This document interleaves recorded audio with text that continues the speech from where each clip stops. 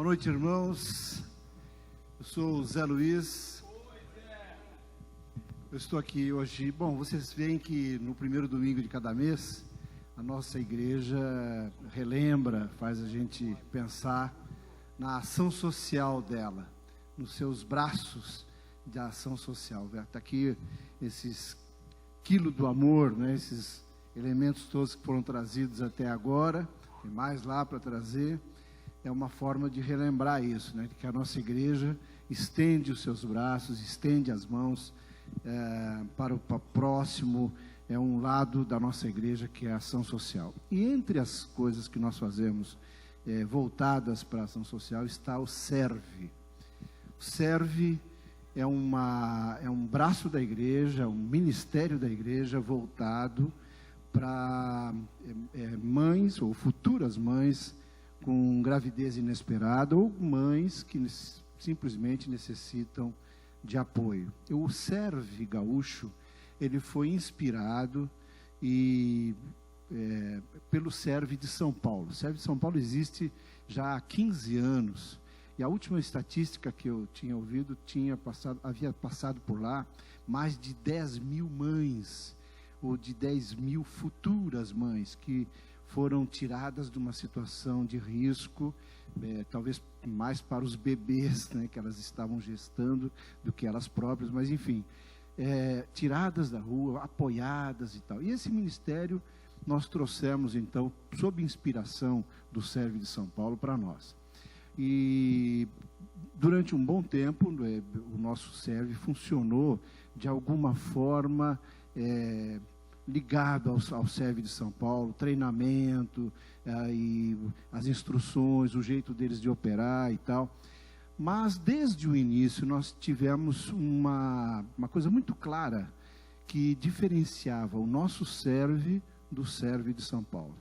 Porque lá eles são uma ONG pura, uma ONG voltada com a sua estrutura de ONG, aquela coisa toda que vocês conhecem, e tem também uma ligação com a Life Internacional, um organismo americano, do qual eu imagino que provavelmente eles recebam recursos. O fato é que o Serve de São Paulo presta contas lá para essa Life e tal, e nós aqui nunca tivemos isso. Nós sempre entendemos que o Serve era um ministério da Igreja Batista de Monte Serrato, e como tal, sob nossa orientação, sob nossos cuidados e tal. Então eu estou aqui hoje à noite falando para vocês como presidente do Serve, mas presidente do Serve não quer dizer nada, quer dizer apenas alguém que serve nesse ministério na qualidade de uma administrativa, assim, sabe, para certas ocasiões, para certas situações assim de assembleia e coisas desse tipo.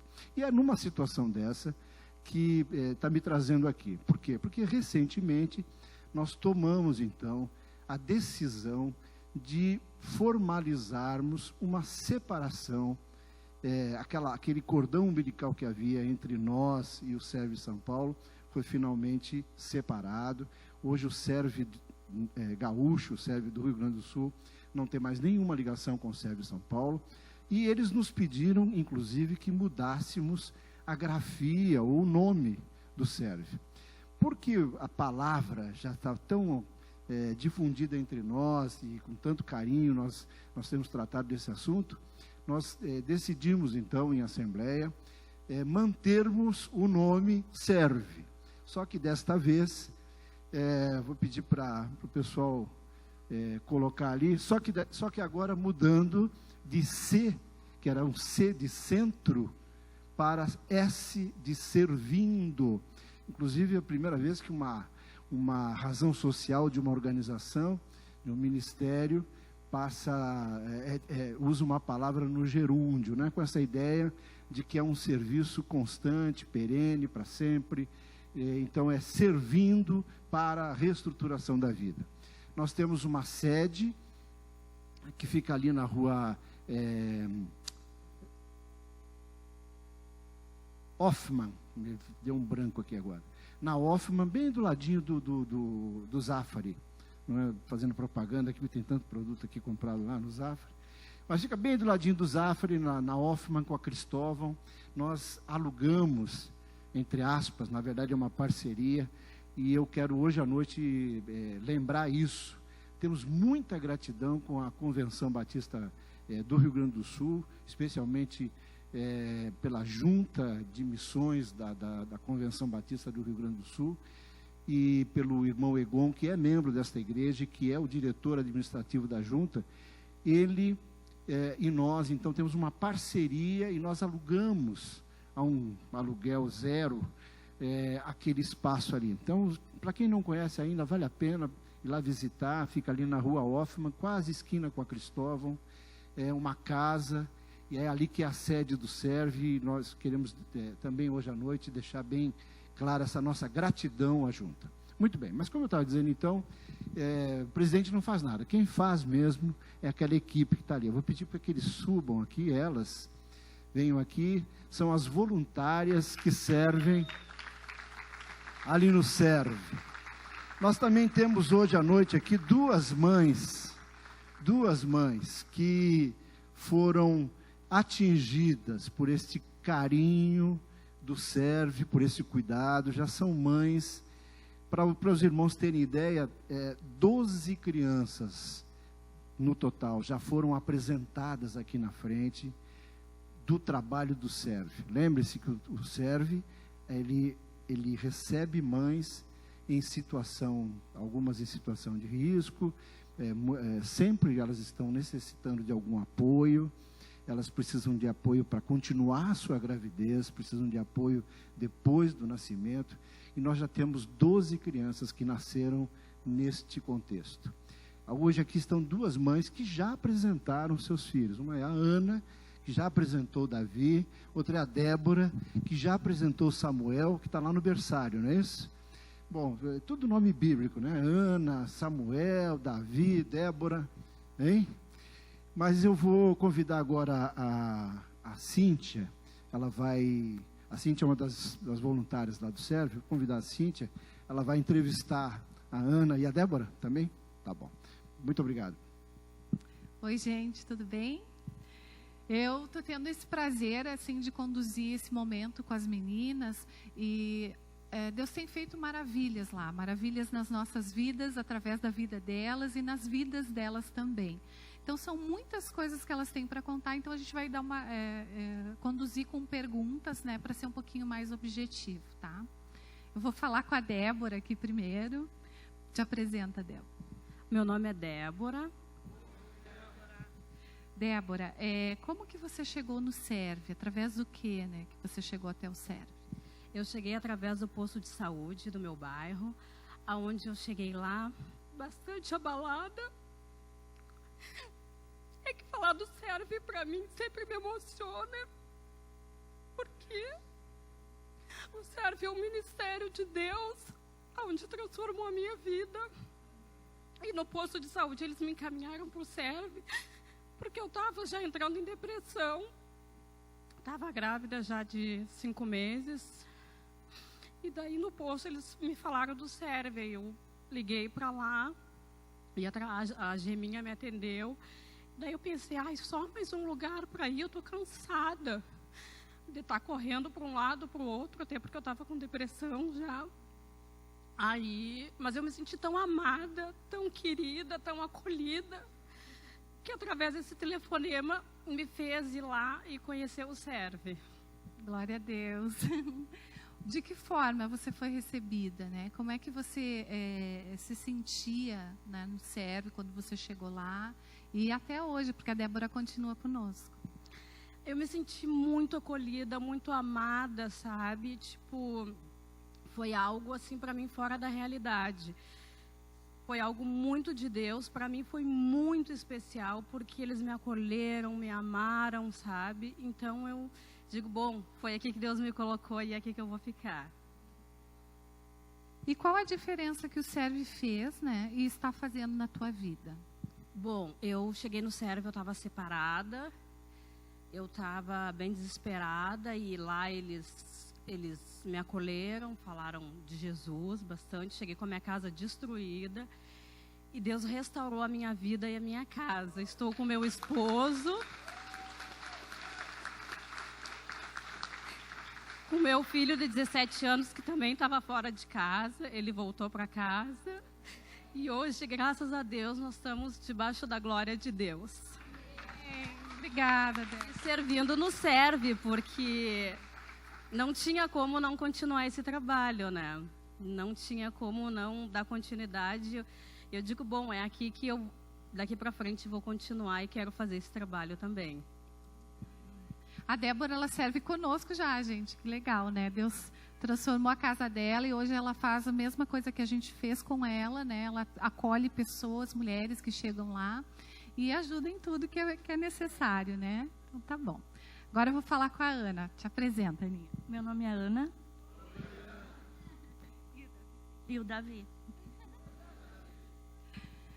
Aninha, como é que você chegou no Serve? Através do que você chegou, né? De que forma você soube sobre o Serve? Foi num dia que eu estava muito desesperada, sem apoio da família, sem apoio de ninguém. A minha mãe dizia assim, te vira. Eu estava grávida de 4 meses. E eu vi no posto também o cartaz. Aí eu peguei, liguei e fui. De que forma você foi recebida, né? E como você se sentia e se sente lá no Serve? Eu adoro ir para o Serve. Eu fui acolhida, elas me trataram bem, me escutaram e me mostraram o caminho do Senhor. E qual a diferença que o Serve fez e está fazendo na tua vida? Antes eu andava em lugares horríveis, fazendo coisas horríveis, eu não tinha dignidade, eu não tinha moral, eu não tinha nada, eu era uma nada. E depois tudo mudou, eu recuperei minha família, meu filho está aqui, eu recuperei o outro filho mais velho e agora eu estou caminhando só no caminho do Senhor. Glória a Deus.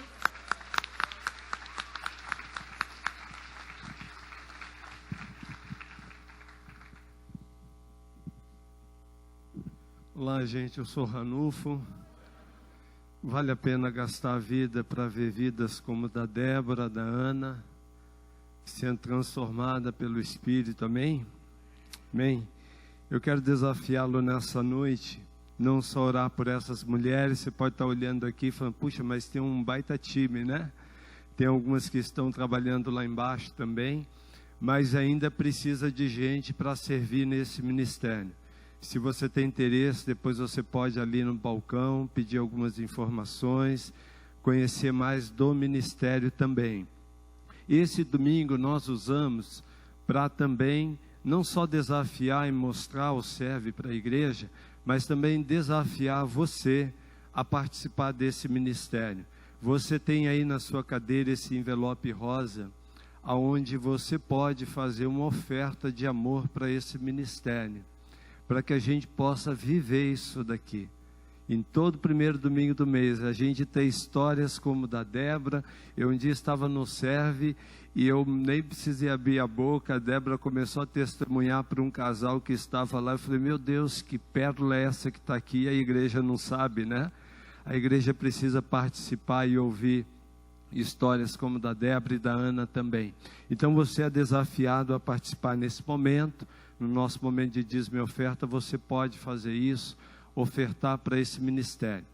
Uma outra forma que você tem também de contribuir, tem toda uma equipe trabalhando lá embaixo com pipoca doce, faz pipoca salgada, negrinho no copinho. Tem mais aqui, olha, mousse de limão com chocolate. Gente, mais, né? Mousse de morango. Gente, por apenas 2 pila. Você pode abençoar esse ministério hoje? Não vamos deixar nada, certo? Você leva aí, quem gosta do docinho para a noite, leve e vamos abençoar esse ministério. Eu quero te convidar a ficar em pé para a gente orar nesse momento. E você, como igreja, nós podemos fazer isso. Você vai poder adorar o Pai com o seu dízimo, com a sua oferta. Mas você também pode ir lá nos fundos, lá onde estão as bancas lá do Quilo do Amor, e com a sua família, vai lá, pega 1 quilo, traz aqui para frente, que é o nosso momento também de consagrar esses alimentos. que vão chegar nas famílias que nós abençoamos como igreja. Amém? Vamos orar então. Pai, nós queremos te agradecer por essa noite. Obrigado porque nós queremos viver nessa dimensão do teu Espírito, que muda vidas como da Débora, da Ana, da Viviane, que ouvimos hoje pela manhã. Nós te rendemos graça, nós queremos declarar para o Senhor que queremos viver como igreja para ouvir histórias como essa, de pessoas que são resgatadas pelo Senhor, transformadas, restauradas, vivendo um dia de cada vez. Nós te louvamos. Pai, eu entrego a tua igreja nas tuas mãos nessa noite, o coração do teu povo. O Senhor conhece as batalhas, as angústias de cada um, como cada um aqui chegou, mas que o teu Espírito possa substituir toda angústia pela tua paz, toda tristeza pela tua alegria, Senhor. Pai, recebe a nossa adoração nessa noite, com tudo aquilo que a tua igreja vai ofertar. Nós consagramos esses alimentos, pedimos que ele possa chegar naquela família necessitada, Senhor, e quando chegar, possa suprir não só o físico, mas a alma também. Que cada um se sinta amado e cuidado pelo Senhor. Nós te louvamos e te pedimos, continua falando conosco nessa noite. É a nossa oração no nome de Jesus, esse nome que está acima de todo nome, a quem oramos. Amém. Você pode então fazer isso, sai do seu lugar, pode pegar 1 quilo do amor e vem consagrar. Amém? Faz isso em nome de Jesus.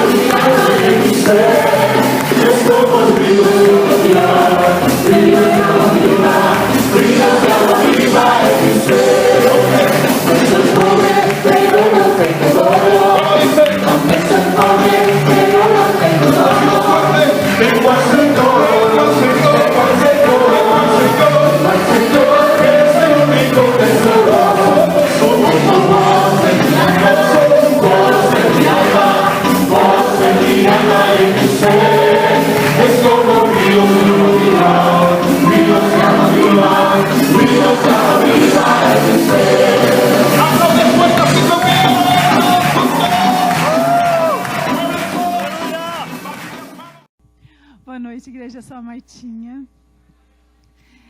Quinta-feira voltamos de Cuba, foi uma viagem abençoada, foi uma experiência. Cuba é uma experiência diferente das outras viagens missionárias que a gente tem costume de fazer, porque são os únicos missionários autóctones que a gente sustenta da igreja. O que é autóctone? Autóctone são missionários da terra, cubanos. Então, normalmente a gente vai nas viagens missionárias e a gente fica com os missionários ou numa casa com os nossos missionários, né? A gente fica na China, na Turquia ou na África, mas a gente está vivendo com os nossos missionários brasileiros ali, vendo a realidade, vendo a cultura daquele povo, mas dentro da nossa cultura um pouquinho aqui. E lá a gente ficou dentro da cultura deles, né? Então, eles que não conhecem a nossa cultura, e a gente fica ali mergulhado. Então, é uma experiência muito rica mesmo, foi uma experiência maravilhosa. Vocês viram, né? Vocês viram que tinha um Ministério de Surdos lá, a gente ficou muito feliz, que foi também abençoado por um brasileiro que foi para lá e foi ensinou todo o Ministério de Surdos lá, então foi muito bonito. Aquela igreja que a gente viu estava bem apertadinha, vocês viram? Que é uma igreja que não tem tanto espaço, mas tinha são 2 cultos, né? Mas tem 2.600 membros aquela igreja. É a maior igreja de Cuba, em Camagüey, nessa cidade, que hoje o nosso missionário está ali, e hoje o nosso missionário é um dos pastores dessa igreja. Na verdade, são 2 pastores, o principal e ele. E, por incrível que pareça, uma igreja de 2.600 membros, ainda tem uma realidade muito restrita, muito precária. Desses 2.600 membros, apenas 5 pessoas, membros, têm carros. Tem um carro. 2.600 membros, 5 carros. Então é uma multidão vindo para a igreja a pé. É lindo de ver aquele mar de pessoas vindo para o culto. Tudo a pé, conversando, trombando um no outro. É muito especial. Dando tchau. Mas há uma restrição. E dentro dessa realidade de 2.600 membros, o nosso missionário ganha $20 ao mês. E ele vive com esses $20 ao mês. O governo dá ali para eles um pão para cada membro da família por dia, uma porção mensal de arroz, feijão e carne, mas que dura por 3 dias. E o resto eles têm que se virar. Então é uma condição que a gente desconhece. Na nossa cultura é muito difícil de compreender algumas coisas, né? Por exemplo, eu nunca agradeci por um papel higiênico. Confesso que eu nunca nem pensei nisso, né? E hoje eu vi ali uns pacotes de papel higiênico e falei, Deus, obrigada pelo papel higiênico. Gente, eles não usam papel higiênico, não costumam usar no comum porque é muito caro. Tudo que é dispensável, eles dispensam mesmo. E usam uma canequinha, dão um jeito. E a gente foi na casa de um dos membros ainda da primeira igreja em Santo Espírito que a gente foi, que era a pessoa mais bem de vida da igreja, e que eles quiseram nos servir lá, fomos dormir lá, e no banheiro eles se embalaram por nós, por saber que a gente costuma usar, com muito carinho, enrolaram, assim, dobraram o papel de jornal para nós. Quando a gente viu, eu falei, meu Deus, Senhor. São detalhes, sabe? Detalhes como assim, eles não costumam comer, não comem com abundância, né? Mas detalhes como uma paleta, que eles chamam, né? Um picolé. A gente levou, saindo de Santo Espírito, indo para Camagüey, a gente passou num posto, no meio do caminho, e paramos para tomar um picolé. E aí falamos, pega aí e tal, vocês gostam? A gente tomou ano passado, gostamos muito, tinham tomado uma vez na vida picolé. E dentro daquele freezer, com todas aquelas opções Nestlé, né, que tem lá, tinham 2 opções só de escolher. Tudo são 2 opções. Isso para mim me dava um negócio, porque a gente está acostumado com tanta variedade, e sempre são 2. E a gente reclama ainda que falta uma opção, falta mais opções para nós às vezes, né? E lá é chocolate, vanila. Ou um coco ou morango. São 2 opções. Nunca tinha 3, eram só 2. E a gente foi numa sorveteria com eles, a coisa mais linda, uma sorveteria da cidade, né? Que tudo é do governo. O supermercado é do governo, a sorveteria é do governo. Todas as lojas, todo o comércio é do governo. Agora, com essa abertura, que eles têm a oportunidade de montar uma empresa. Só que eles não têm recursos para montar uma empresa. Então, o governo não dá crédito para eles. Então, aqueles que têm parente fora, conseguem, de repente, um dinheiro emprestado para montar alguma coisinha, uma padaria, alguma coisa assim, né? Mas não tem. Então, a gente foi com eles numa sorveteria. Eles nunca tinham ido na cidade. A gente foi lá com eles. E no primeiro dia a gente foi só com o Joe e a Karen, o pai e a filha, porque a Dani estava um pouco mal. E fomos lá com eles e tinha só 2 opções, né? Eles pediram lá, mas feliz da vida lá, nessa sorveteria. Esse dia foi a segunda vez que a gente foi e levamos a Dani. A Dani é do meio ali, a Karen, que tem 15 anos, do lado dela. E nesse dia a gente foi porque a gente falou, vamos agora para ver se a gente acha a segunda opção, porque ele queria comer vanila. E que era o preferido dele, e a gente não tinha conseguido no dia anterior. E ela gostava de chocolate. No dia anterior tinha chocolate. Aí nesse dia não tinha chocolate e não tinha vanila também. Não conseguimos no fim. Mas daí a gente falou, olha, você pode pedir o que quiser. Aí ele pediu 4 bolas de sorvete, depois uma gelatina e um bolo. Ele já tinha comido o bolo, já tinha comido a gelatina e estava no sorvete ali, bem feliz pela abundância. E a gente pôde ter essa alegria de repartir como igreja, né? Vocês estavam lá através de nós. Nós tivemos só a alegria de ver a alegria deles. E a gente queria repartir com vocês isso. Mas vocês que participaram de formas únicas, puderam ser bênção lá em Cuba.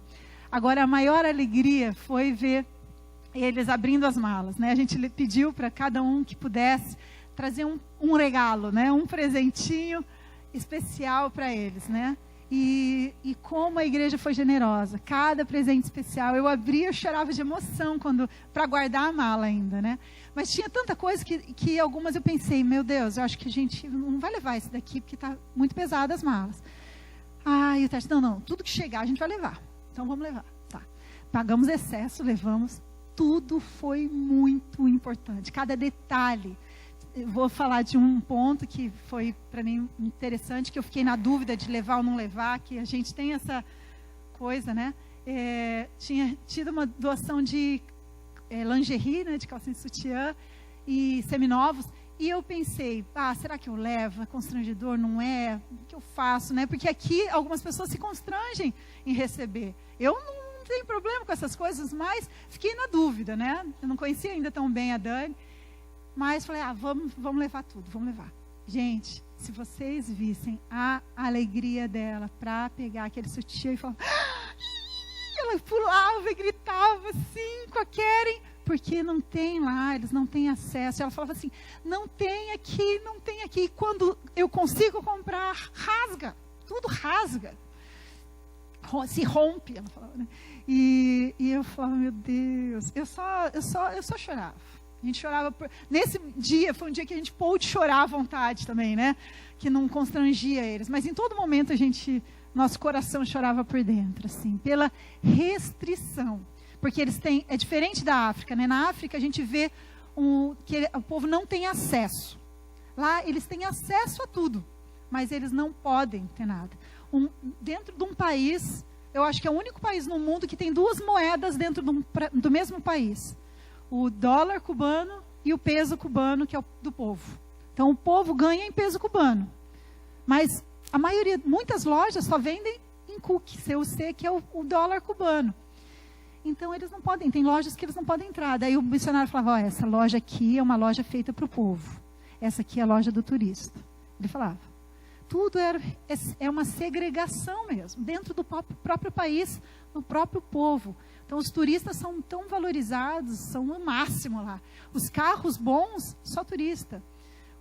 É uma coisa assim que choca a gente, dá um negócio assim, no nosso coração, a gente quer mudar, mas a gente também não compreende com a cabeça, porque a cultura nossa é outra cultura, né? É outra cultura.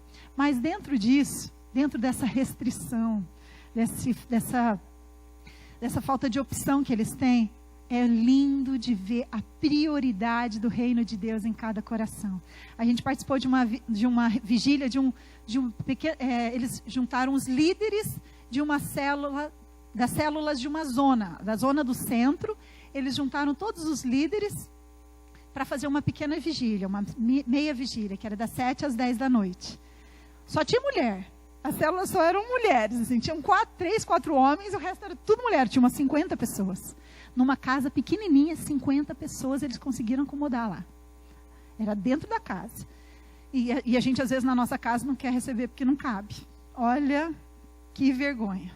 Quando a gente vê aquilo, o que eles fazem, o que eles entopem de gente em tudo quanto é lugar, a gente aprende. A gente aprende. E aí, a gente passou lá e eles oraram palavra, e foi uma bênção aquele culto, aquela vigília. Aí acabou a vigília, o lanche deles era o suco. Um copo de suco para todo mundo, e foram dispensados felizes, transbordando de alegria, a pé.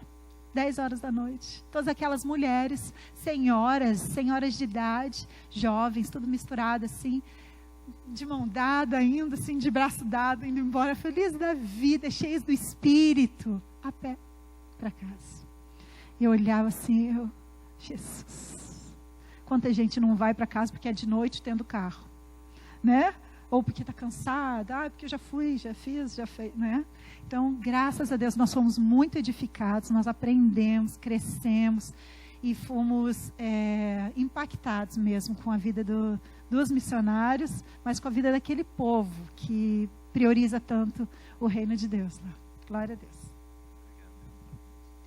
Obrigado, mozão. Volta aquela imagem só, queria apresentar para você. Essa é a casa do Joe e da Dani. Eu vou falar sobre ela no meio da minha mensagem. Nós fomos lá com 2 objetivos a Cuba nesse ano. Nós precisávamos cuidar dos nossos missionários que haviam passado por grandes desafios nos últimos 3 anos. E nós fomos a Cuba há 3 anos, então nós precisávamos voltar para dar uma assistência direta. Eles passaram por uma grande guerra espiritual. Eles deixaram o ministério onde eles estavam, que foi o ministério quando nós os conhecemos e quando fomos a Cuba há 5 anos, depois há 4 anos. E agora estão nesta igreja. Uma revolução Deus fez na vida deles, porque eles passaram 2 anos numa situação extremamente deprimente, vivendo numa condição absolutamente inadequada. Isso aqui é o céu para eles. Daqui a pouco falo sobre esta casa e o que Deus pôde fazer. Nós chegamos em Cuba no momento certo, na hora certa, dentro dos planos de Deus, com as motivações mais certas possíveis, com os recursos que Deus havia enviado. Mas eu queria louvar a Deus, porque depois de 2 anos em que eles foram muito amassados por Deus, no último ano eles foram convidados pelo único pastor de Cuba que acreditou que a história deles não era o que estava sendo dito, não é? Porque eles foram perseguidos pelo governo, Joe e Dani. Pessoas de influência no governo foram realmente assim colocadas dentro da igreja deles, pessoas de posição. E em Cuba funciona assim: o governo permite que a igreja avance dentro do contexto de estrutura. Durante esses 55 anos de sistema comunista estabelecido pelo Fidel, as igrejas construídas, prédios construídos podiam funcionar, mas não podiam nem ampliar e nem construir algo novo para uma igreja. Por isso que as igrejas em Cuba, elas cresceram nas casas, ok? Elas se expandiram nas casas. A igreja que o Joe estava era uma dessas igrejas que tinha estrutura construída antes de todo o sistema. Só que quando o governo vê aquele lugar com muita gente, ele manda gente do governo se infiltrar. E tinham 11 pessoas dentro da igreja que o Joe estava pastoreando há 7 anos. E esses 11 do governo começaram a inventar calúnias e histórias sobre o Joe e Dani, de adultério, de roubo, de assalto, de uma série de questões. Então nossos missionários saíram e entregaram o ministério por uma consciência espiritual, mas ficaram sem casa, sem nada. E por 2 anos moraram num lugar emprestado que não tinha nem teto. E há 1 ano, então, o principal líder da Convenção Batista em Cuba, que foi professor do Joe, conhecia o caráter do Joe, e o Joe havia sido o melhor aluno do seminário, convidou o Joe. Ele nunca havia trabalhado com alguém, convidou o Joe para ser o seu, então, ministro com ele na área missionária. E para a glória de Deus, queridos, todos os sonhos que o Joe tinha de expansão missionária para Cuba se multiplicaram hoje através daquele ministério, porque ele está hoje na maior igreja de Cuba. Deus está o honrando de uma maneira maravilhosa, maravilhosa. Eles estão muito felizes. E esta casa, então, foi no meio do ano passado, quando alguns irmãos, menos do que isso, alguns irmãos mexicanos foram a esta igreja, conheceram o Joey, a Dani, a Karen, se apaixonaram por eles e decidiram dar para eles um recurso. E isso o Joey está levantando com as próprias mãos, com alguns irmãos cubanos lá que estão levantando esta casinha. Tem 30 metros quadrados. Nós chegamos, quando entramos, na parte de baixo, né? Entramos na sala, que seria a sala, é o quartinho da Karen, um banheiro, o que seria a sala de jantar, é o quarto da Dani e do Joey, e uma cozinha anexa assim, meio que aberta, meio cozinha americana. E você não imagina a alegria que eles estão. Né? Você pode agradecer a Deus pelo que Ele tem dado a você? Como nós precisamos pedir perdão a Deus pelo nosso descontentamento, não é verdade, queridos?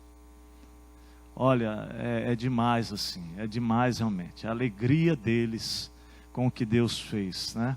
E aí agora eles subiram essa parte superior com o valor da igreja, a igreja emprestou, mas parou, acabou o dinheiro. Eu queria então que você guardasse isso no seu coração. Muito obrigado pelas orações, louvado seja. Sim, a Martinha está aqui falando só, porque essa cultura, ela é uma cultura muito estranha para nós, nossa cabeça. Por exemplo, o res, né, res, lá é o gado, né? Então assim, o cubano não come carne de gado, né? Primeiro que você não encontra, todo gado que você encontrar do ocidente ao oriente é do governo. Se alguém tocar naquele gado, é preso. Então, só quem come são mesmo os políticos, são os ricos, né? A comida do Joe e da Dani é arroz e frijol, que é o feijão. Eles comem isso todo dia. E um dia por semana, que é o sábado, eles têm acesso a comprar o cerdo, que é o porco, né? Para poder comer, porque essa é a realidade deles lá. $20 é o salário do nosso missionário. Né? O nosso próximo desafio para Cuba é levar um carro para o Joe e para a Dani, é comprar um carro. Todos os dias, querido, ele anda 15 quilômetros pelo menos de bicicleta.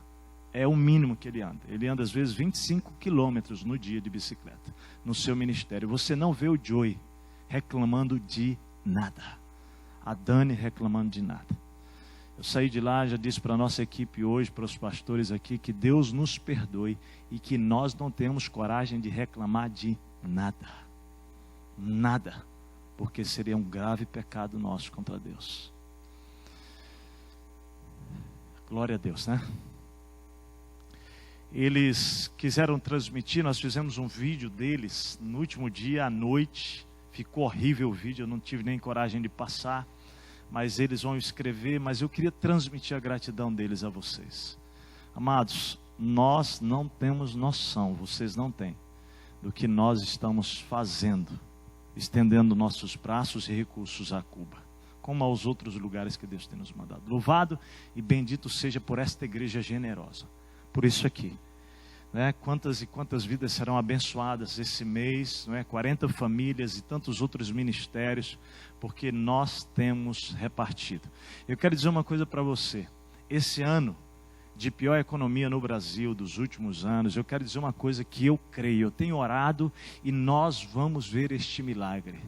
Eu estou pedindo a Deus que esse ano seja o ano da incoerência financeira para todos aqueles que forem fiéis a Deus no recurso. Todos aqueles que decidirem honrar o Senhor com seus dízimos e ofertas, o que eu tenho clamado a Deus é que Ele abunde na tua casa. E no ano que o Brasil inteiro está clamando misericórdia, você tem abundância na sua casa. Deus há de fazer isso na sua casa, na minha casa, à medida que nós esvaziarmos as nossas despensas para repartir com o necessitado. Deus vai abundar no meio dessa loucura do Brasil, sobre a tua e sobre a minha casa, em nome de Jesus. Quantos creem nisso?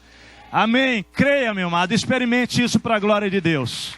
Pode experimentar, pode crer. Deus não brinca não, amado. Deus não brinca. Provai e vede. Provai e vede. Se o Senhor, Deus, Criador dos céus e da terra, não vai fazer isso sobre a tua casa, seja fiel no pouco e sobre o muito o Senhor vai te colocar para a glória dele. Amém? Quero agradecer as orações pelo tempo de jejum também, para a glória de Deus. Hoje é o meu 36º dia de jejum só na água, amado. Deus tem me sustentado sobrenaturalmente. E lá em Cuba foi meu maior desafio, porque eu fui aos lugares, aqui na hora da refeição eu me recolho para me alimentar da palavra e em oração. Lá em Cuba eu não podia, eu tinha que estar em comunhão com os irmãos. Então todas as refeições, a minha oração, Deus, agora o Senhor me sustenta, né?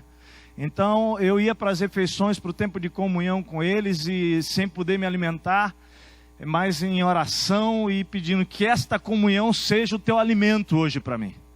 Eu quero dizer para você que em nenhum momento eu senti fome, fraqueza, dor de cabeça, tontura, qualquer coisa, nesses dias que eu estou, 36 dias, eu estou experimentando algo do poder do Espírito Santo que eu nunca vivi na minha vida.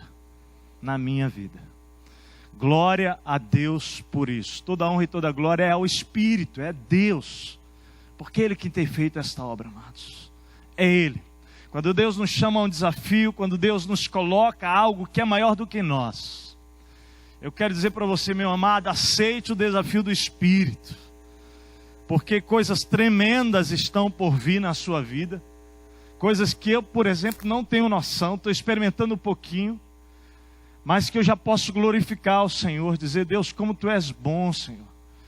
E para quem me conhece sabe que eu gosto demais de sorvete. Ah, rapaz, sorvete para mim. Quando o cara pegou 4 bolas daquele negócio, botou na minha frente, numa taça linda. Rapaz, eu vou dizer assim, eu não sei como é que eu aguentei tranquilo. Sentado naquela mesa com eles e eles comendo, e eu ali numa tranquilidade. Eu falei, Deus, tem uma coisa sobrenatural aqui.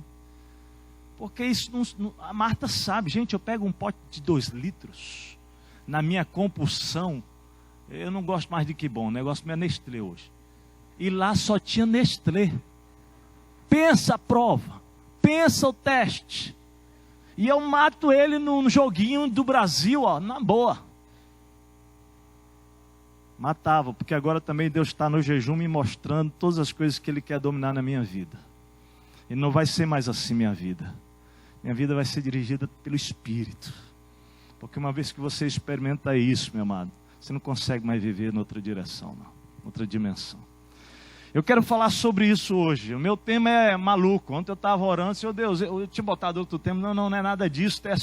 E aí o Senhor, cara, você vai falar sobre eu, a árvore e as minhas limitações.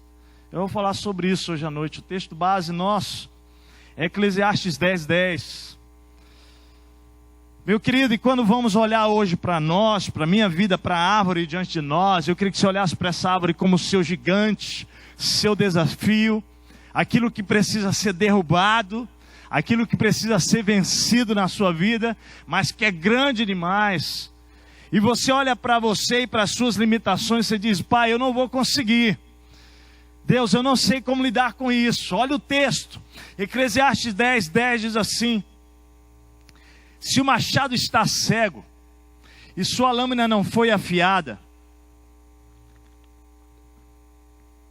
é preciso o que, gente? Golpear com mais força, agir com sabedoria. Tem um ponto e vírgula ali, porque ele conclui aquela primeira parte dizendo o seguinte: há um homem diante de uma árvore frondosa, grande, maior do que ele, e o que ele tem é um machado nas mãos. Todavia esse machado está o quê? Cego. E ele está tentando derrubar. Pensa nessa árvore grande, querido, sendo o seu desafio. Você está tentando vencê-lo, você tem que derrubar aquilo. Porém, o que você tem nas mãos está o quê? Cego. Em outras palavras, não é próprio para você vencer o que você tem nas mãos. O que você está usando, os recursos que você tem, eles são o quê? Limitados para vencer aquele desafio. Então, o que você tem que fazer para vencer aquele desafio é o seguinte: bate com mais força. Usa mais energia. Bate com mais força. Porque só tem um jeito. Para cair essa árvore, para vencer esse desafio, você tem que bater mais forte, aplicar mais energia. É isso que ele está ensinando na primeira parte do texto. Mas a segunda parte do texto, vem uma revelação de Deus. Vem uma orientação divina. E ele fala o seguinte: agir com sabedoria é diferente de força. Sim ou não? Agora vem algo maior de Deus. Ele vai dizer, agir com sabedoria assegura o sucesso. Em outras palavras, o que vai derrubar essa árvore pode ser a sua força, mas pode ser também o quê? A sabedoria. Vamos orar ao Senhor. Pai, que o teu Espírito, poderosamente, o Senhor que está aqui de uma maneira tão linda, tão maravilhosa, Espírito Santo, nós estamos sendo liderados pelo teu Espírito aqui nesse lugar. Pai, é visível o teu mover entre nós, o teu governo sobre nós. Obrigado por tudo que o Senhor tem feito nesta igreja, Pai. Nós queremos dizer que nós somos servos do Senhor. Servos, Espírito Santo. Pequenos servos do Senhor, Pai. Mas nós confiamos no Senhor, Pai. Nós confiamos no Seu Espírito, Senhor. E nós declaramos em fé, Pai, que enquanto esta igreja for governada pelo Espírito, coisas extraordinárias irão acontecer aqui.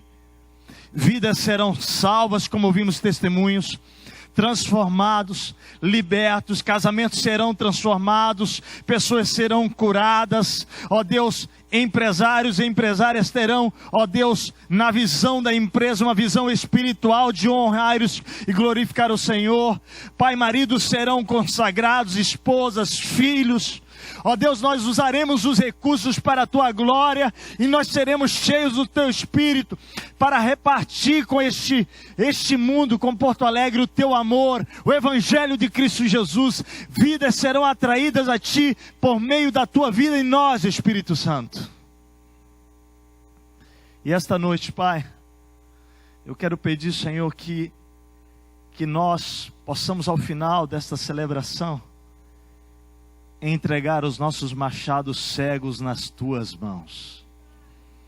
Possamos nos arrepender e possamos hoje ter aqui salvação neste lugar. Possamos ter neste lugar restauração de casamentos, curas, milagres, libertações, tudo para o louvor da Tua glória e pelo poder do Teu Espírito que aqui está, em nós e entre nós, em nome de Jesus, Pai. Amém, amém, amém. Glória a Deus, louvado seja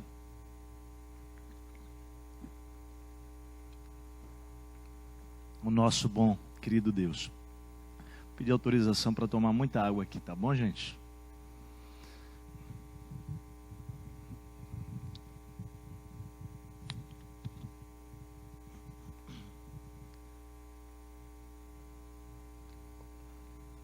Antes de eu continuar essa palavra, queria pedir para que todas as mulheres ficassem em pé. Todas. Meu Deus, essa igreja está abençoada, é mulher demais. Vamos dar uma salva de palmas, homens, para essas mulheres todas, glória a Deus. Carolzinha. Mulheres,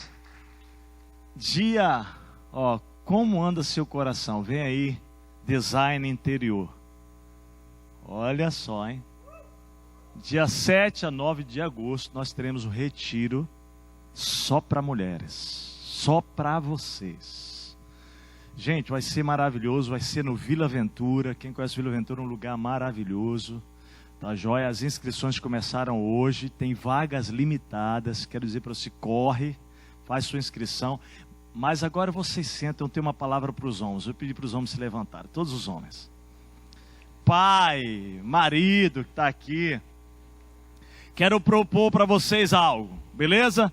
Minha palavra para vocês são duas. Primeiro, sexta-feira, vigília dos homens aqui, amém? 10 horas da noite. 10 horas da noite. Eu não sou um cara competitivo, não, eu sou. Vamos sair da negação, eu sou.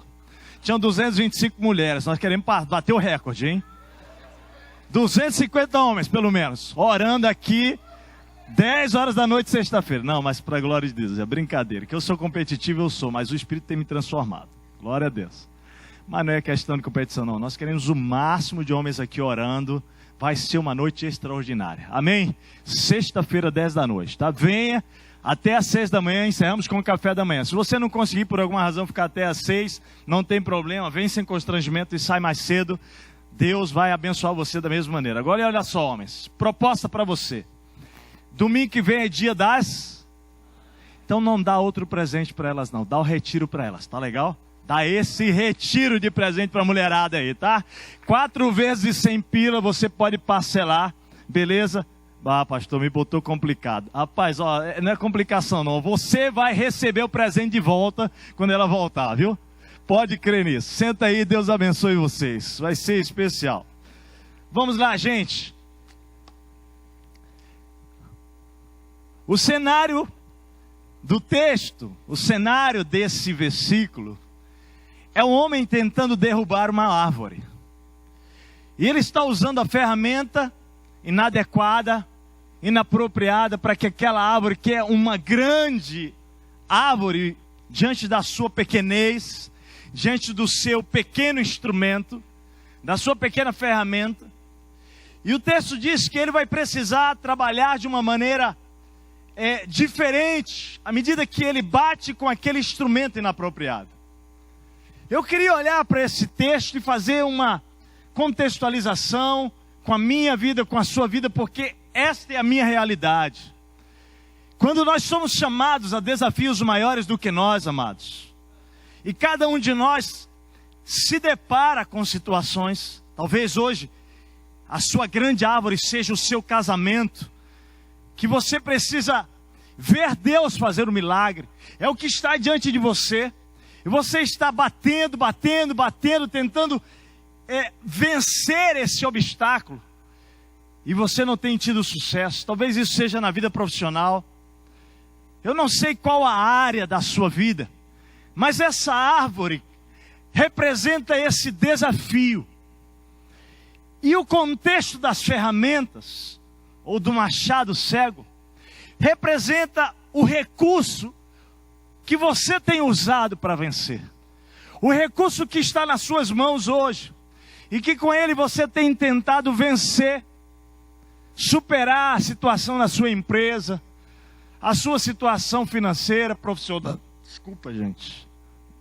Nunca tinha acontecido isso em 20 anos de ministério. Que constrangimento.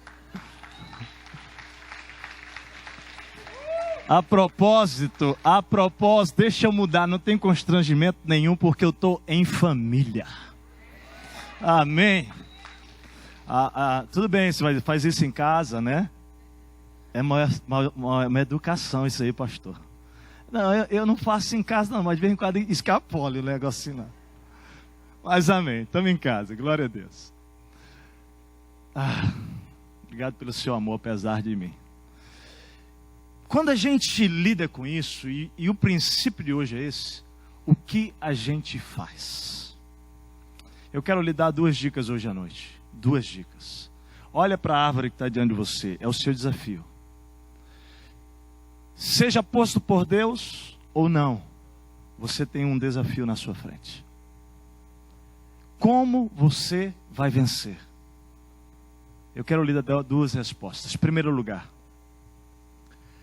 quando você se deparar com um desafio, com a sua árvore, e com as suas limitações, com o seu machado cego, e com tentativas que não produzem resultado, pare, pense e busque ao Pai.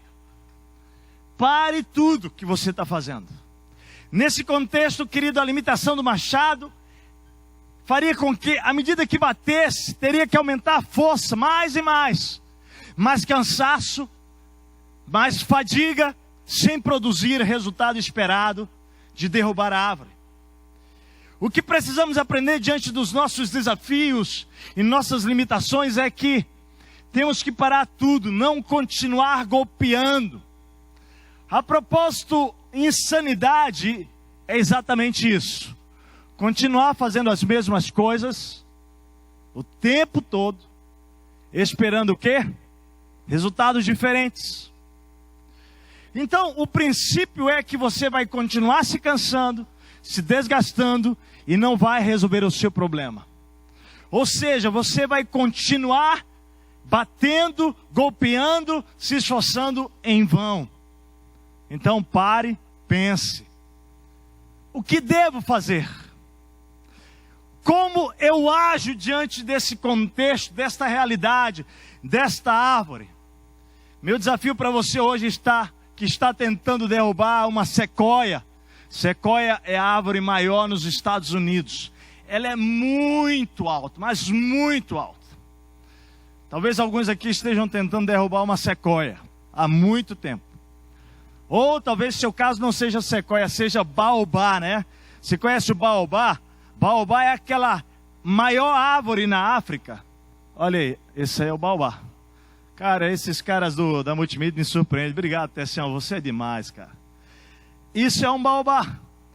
Aí deve ter umas 50 pessoas em volta dessa árvore. Tem gente que tem um baobá diante dele e está pensando que vai conseguir derrubar com um machado cego. Sabe o que Deus quer falar para você hoje? Para. E pensa. Agora eu preciso levar você para Jesus. Porque o nosso padrão é o nosso Mestre Jesus. Jesus se encontrou vários momentos diante de situações de limitação. Eu gosto de observar como Jesus lidou.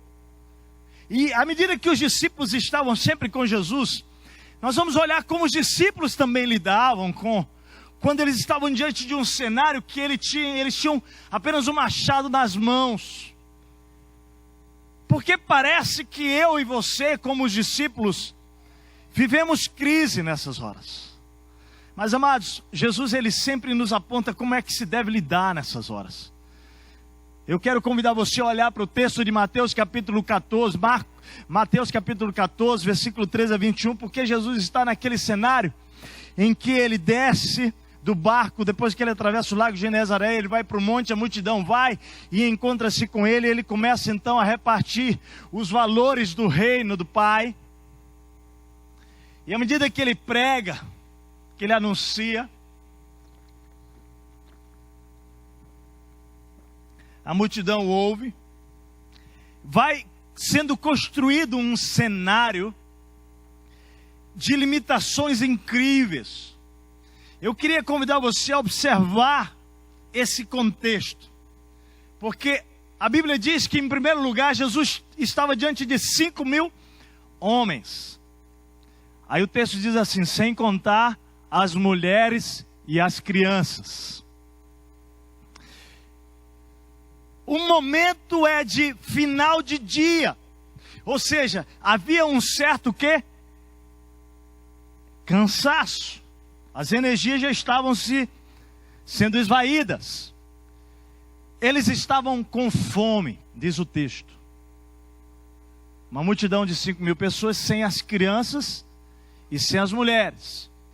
Você já viu criança com fome? Então imagina o que estava acontecendo já no final da tarde com as crianças. Agora você já viu a mãe, quando o filho está com fome?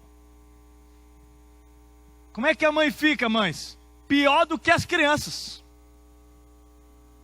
É ou não é, mãe? E ela começa a cutucar o homem e fica irritada. É assim. Então, olha o cenário.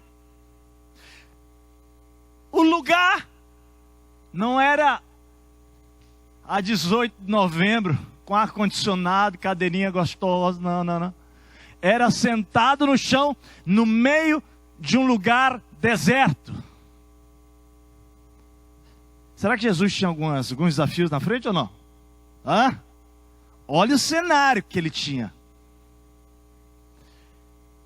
Eles estavam a pé, sem acesso à comida próxima, porque o texto diz que eles tinham saído da cidade e ido a um lugar deserto onde Jesus estava. Eu quero chamar a sua atenção para a postura dos discípulos diante desse contexto de limitações, porque eles precisavam alimentar aquela multidão. A árvore que estava diante deles era dar comida para 5.000 homens, mais crianças e mulheres. Esse era o desafio dos discípulos.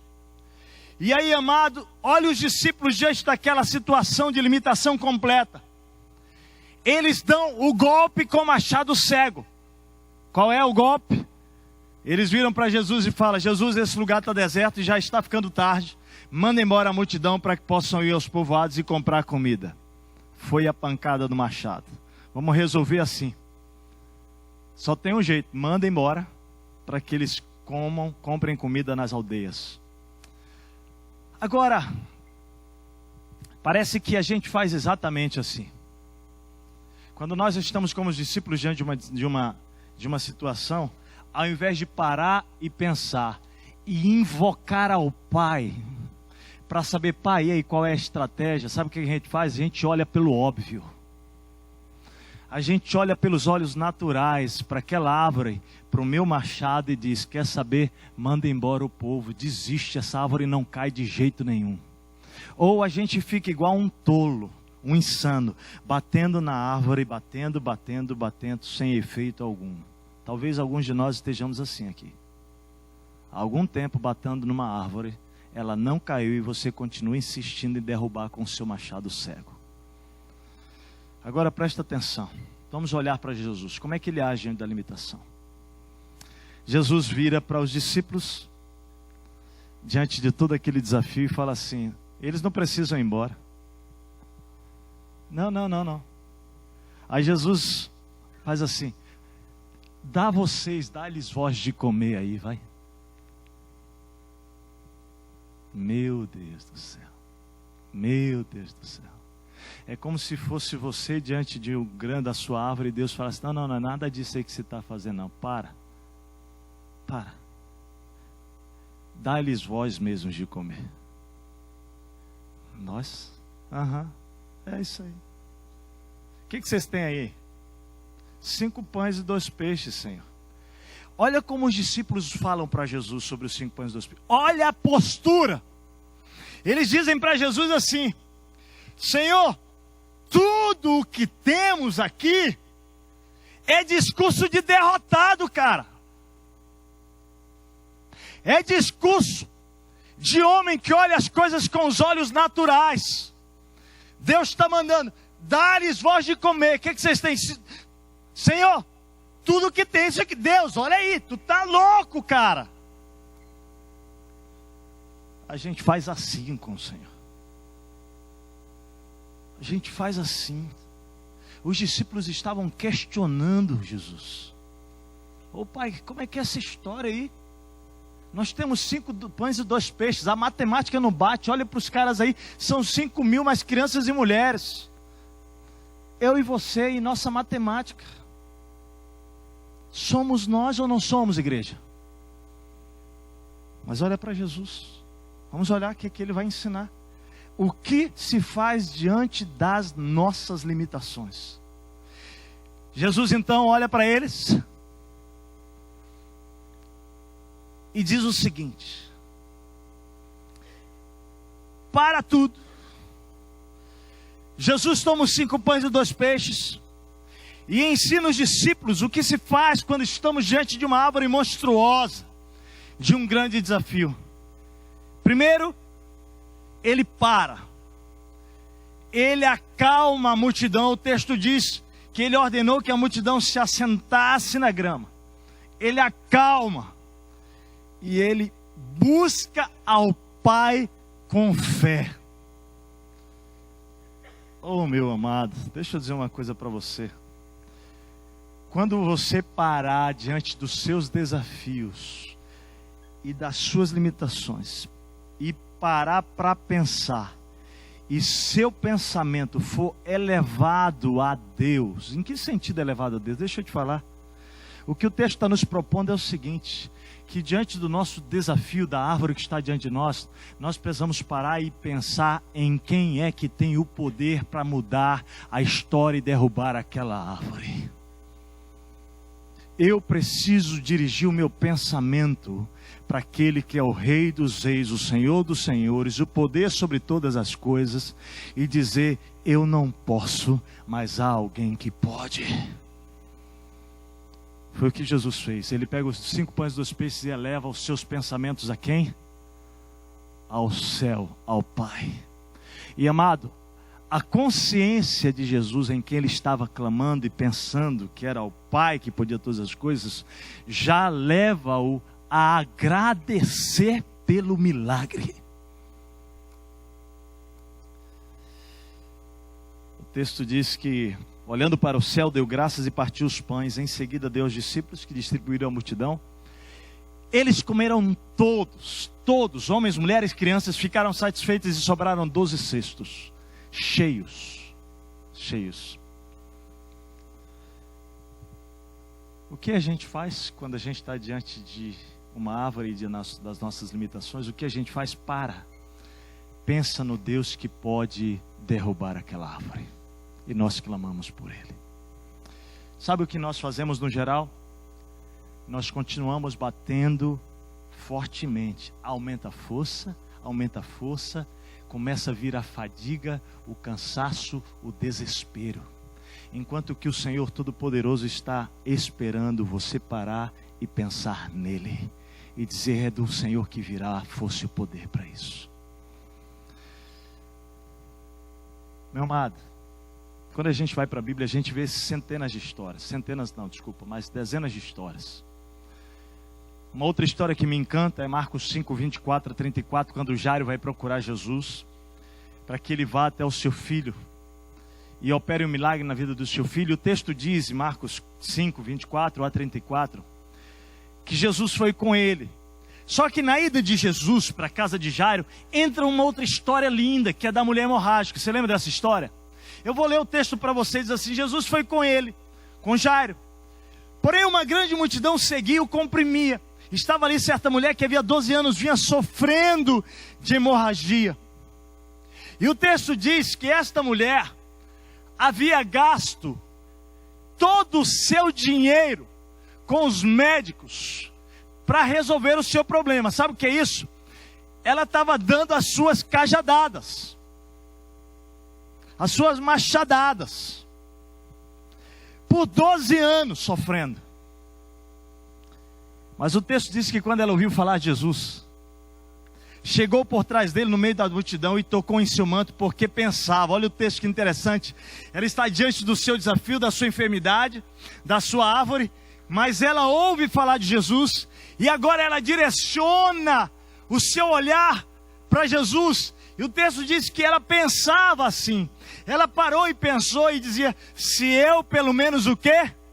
Tocar nas vestes do Senhor, na borda do manto do Senhor Jesus, quem sabe eu seja curada. O que essa mulher fez diante da árvore? Ela parou e ela pensou em quem podia curá-la.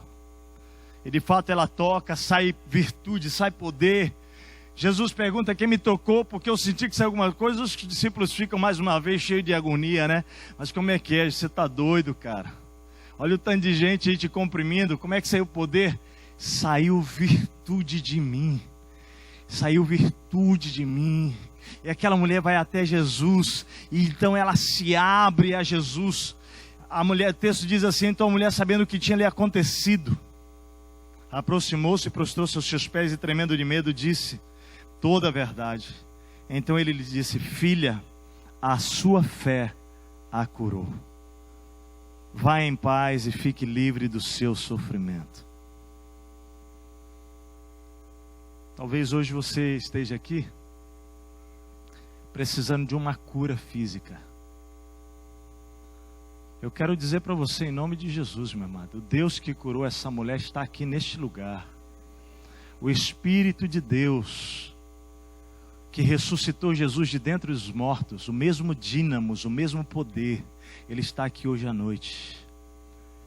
Você crê como esta mulher, que se o Senhor tocar em você hoje, o Senhor pode curar? Nós precisamos nos perguntar algumas coisas como discípulos de Jesus, amados. Porque nós nos declaramos discípulos de Jesus, amém? Quantos aqui se declaram discípulos de Jesus? Você precisa fazer uma pergunta séria esta noite. Se realmente, quando você está diante das árvores gigantescas da sua vida, você tem pensado em quem pode fazer e corrido para ele, ou se você tem usado o seu machado, gastando toda a sua energia em vão. Você precisa responder isso. É um autoquestionamento de fé que eu estou levando vocês. Porque, amados, se eu creio que o Deus de ontem é o mesmo Deus de hoje e será eternamente, Ele não mudou.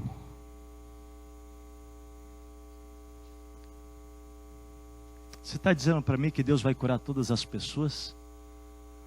Não estou dizendo isso, porque Deus, Ele cura quem Ele quer, amém? O que eu estou dizendo é que não há enfermidade que Ele não possa curar. E em muitos textos bíblicos, leia Mateus, leia Marcos, leia Lucas, leia João, você vai ver pessoas que foram curadas porque elas criam que Jesus podia curá-las. E todas as pessoas foram até Jesus com enfermidade. Leia só o livro de Mateus. Leia nessa ótica. Quem foi até Jesus para ser curado, foi curado porque elas criam. Acho que a gente precisa pensar um pouquinho. Quem realmente Ele é para você? Como você age? Em primeiro lugar, pare, pense e clame a Deus. Amém, queridos? Deixa eu contar uma história sobre a casa do Joe e da Dani, porque você participou diretamente disso, né? Quando eles conseguiram levantar aquelas paredes de cima, bateram na limitação, né? Acabou os recursos. Não tinha mais, a igreja ajudou com aquilo, a igreja não tem condição de ajudar mais. Parados. Quando nós chegamos, gente, por isso eu digo assim, para a igreja saber, quando o Espírito falar com você, eu tenho dito muito isso para vocês aqui, sejam submissos à voz do Espírito. Quando Ele mandar algo, faça, pode ser loucura, porque depois da obediência você verá o milagre, amém? Tenho falado isso para vocês. Olha para as Escrituras que é o que você vai enxergar nela. Quando nós estávamos preparando a viagem missionária nossa, de cuidado pastoral, nós estávamos indo para a Índia, nós dois com Shane e Michele. Eles iriam para os Estados Unidos e nós iríamos nos encontrar já direto na Índia. E no discipulado com o Shane e Michele, naquela semana orando pela viagem missionária, o Espírito Santo falou ao meu coração e da Marta, não é para ir para a Índia, vocês dois não, o Shane e a Michele vão, vocês dois têm que ir para Cuba. Aquilo foi tão claro, aquela voz ao nosso coração, testificamos um no outro aqui, chamamos o Shane e Michele e falamos, amados, nós não podemos ir para lá. Deus está dizendo que nós temos que ir para Cuba, nós vamos para Cuba então. Mudamos todo o nosso projeto, fomos para Cuba. Queridos, nós não íamos levantar a oferta para Cuba. Nós estávamos indo numa condição de pastorear o Joe e Dani e de levar a oferta missionária dos 5 pastores que nós sustentamos por 5 anos lá. Encerramos esse projeto em Cristo Centro. Glória a Deus, os 5 pastores estão bem, estão já com sustento. Nós pudemos abençoar plantações de igreja. Trouxe um relatório sobre as igrejas que foram plantadas nesse período através desses 5 pastores no centro de Cuba. Louvado e bendito seja Deus, hein, gente, pela sua generosidade. Mas nós íamos para o Joe e Dani. E aí, queridos, no sábado, antes do domingo que antecedia a viagem, nós fizemos um levantamento de oferta aqui, lembra? De manhã e à noite para Cuba. Sábado estava orando e o Senhor falou, amanhã, filho, você precisa levantar uma oferta para o Joe e para a Dani. Amém, Senhor? Amém? Eu vou fazer.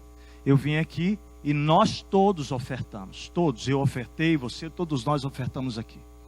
Para a glória de Deus, quero lhe dar o relatório. Foi levantado naquele domingo 11 mil reais. Louvado e bendito seja o Senhor. Glorifica a Deus. Glorifica o Senhor, amado. Trocamos. É o único lugar do mundo onde o dólar americano vale menos do que a moeda local. Nós pegamos o dólar americano, chegamos lá com o dólar americano, você troca o CUC, que é o dólar cubano, vale mais do que o dólar americano. Absurdo. Mas amém, ficamos com recursos e fomos e chegamos lá. Nossa oração era, Senhor, queremos dar um carro para eles. É isso? É o carro? Por conta exatamente de eu saber da realidade dele lá. Mas quando chegamos lá, nós encontramos aquela casa. Na multidão de conselheiros da sabedoria, procurei o pastor Abel, que é o pastor daquela igreja de 2.600 membros, pastor do Joey. Conversamos com ele, perguntamos, pastor Joey, ô pastor, qual é a principal necessidade do Joey e da Dani aqui? Pastor, é encerrar aquela casa, fechar. É a gente concluir aquilo. A igreja emprestou um valor, eu falei, eu já sei e tal. Inclusive eu queria saber do senhor, o senhor quer que a gente retorne? Não. O pastor, cara, com um coração extraordinário, não.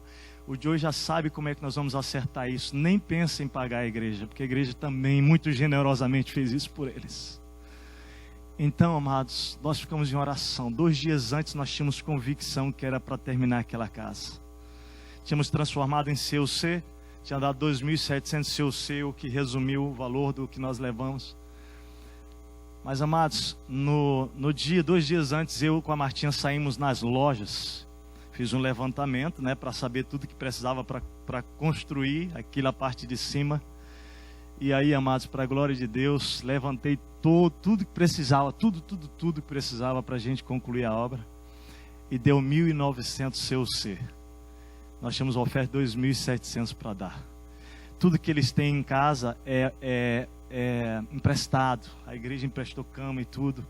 Então, amados, eu quero dizer para você que aquele dia do sábado que o Espírito estava falando comigo, Ele estava nos dando o privilégio, a nós como igreja, de abençoar aquela família para morar com dignidade. Você, o seu recurso, está abençoando a família daqueles 3 missionários nossos, para a glória de Deus. Daqui a pouco ele vai mandar as fotos da condição interna, e depois, à medida que vai crescendo, ele quer ir mandando fotos para vocês acompanharem. Mas o princípio, sabe qual é? Deixa eu dizer. Quando eu estava lá dentro com a Martinha, vendo o que faltava, e ele mostrando com alegria, sem nenhum desânimo, mas assim, pastor, o que nós estamos orando é pelo menos para que o nosso banheiro é banho, né? Nosso banho a gente consiga, né? Comprar a taça é o vaso, né? Comprar as coisas e tal, o lava-mãos que é a pia e tal. E ele falando, pelo menos o banho. Nós estamos orando por isso. Eu falei, querido, mas o que vocês têm para fazer de dinheiro? Não tem nada, não tem mais nada. Mas nós estamos pedindo a Ele, estamos clamando a Ele, estamos orando a Ele. Quando você está diante do desafio, você faz o quê? Você vai para Ele. E sabe o que Ele faz? Ele é capaz de mover alguém lá em Porto Alegre, uma igreja amada dEle, para tirar os recursos e repartir. Meu amado, entenda o mistério do Espírito. Quando você está diante de um desafio que você não tem como enfrentar, não continua batendo com o seu machado, que você está se desgastando da tua. Vai para Ele, para e pensa nele, porque Ele vai derrubar aquela árvore para você, em nome de Jesus. Você crê nisso? Eu podia contar muitas histórias aqui da minha vida, como Deus tem me ensinado, como Deus tem nos ensinado a isso. O primeiro princípio é esse: diante das árvores da vida, dos grandes desafios gigantes, não continue golpeando com machado cego. Tem muita gente esgotada, golpeando em vão. Para tudo, pensa em quem tem a solução. O texto de Salmo, o salmista diz: eleva os meus olhos para onde? Para os montes. É interessante porque em volta, você precisa entender o contexto. Haviam altares construídos nos montes, sabia? Então esse texto está sendo dito assim, ó: eleva os meus olhos para os montes e vejo os altares que estão construídos dos deuses. Eu posso ir para lá buscar, mas aí vem a pergunta: de onde me virá o... E aí o salmista responde: mas o meu socorro não vem desses altares, o meu socorro vem dos montes, do Senhor que fez os céus e a terra. Presta atenção, cada vez que você vai a um lugar, primeiramente, antes do Senhor que pode tudo, você está indo a um altar que não é o seu lugar. Por favor, eu quero convidar você a honrar o Senhor com a sua vida. Eu acho que não tem coisa mais preciosa para quem é pai aqui, quando o filho está necessitando de algo, ao invés de correr para pedir isso para alguém, correr para você e dizer: pai, eu tenho uma grande necessidade. É ou não é, pai e mãe? É ou não é? É a coisa mais preciosa. Mais preciosa. Eu quero honrar a Deus e quero convidar esta igreja a ser uma igreja que honra ao Pai. De quando estiver diante dos desafios, não correr para outro lugar não, meu amado. Largue o seu machado cego em nome de Jesus e comece a buscar. Pense nele, pense em quem pode derrubar essa árvore e você há de se surpreender para a glória de Deus. Segunda dica, eu quero lhe dar essa direção hoje em nome de Jesus. Quando você se deparar com a árvore e com suas limitações, peça sabedoria a Deus.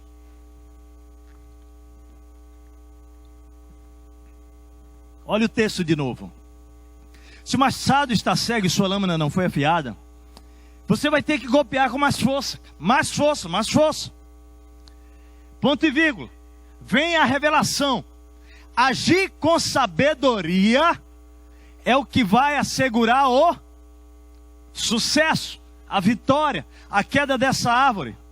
O que o autor está nos ensinando aqui é que tentar golpear a árvore com um instrumento cego errado vai exigir mais força sem sucesso. Então ele propõe: haja com sabedoria e você vai ter sucesso. Vamos para Tiago 1, você lembra? Tende por motivo de grande alegria o passardes por diversas provações, ou seja, por desafios maiores do que vocês. Se alegre. Querido, deixa eu dizer uma coisa, a Martinha me conhece nisso.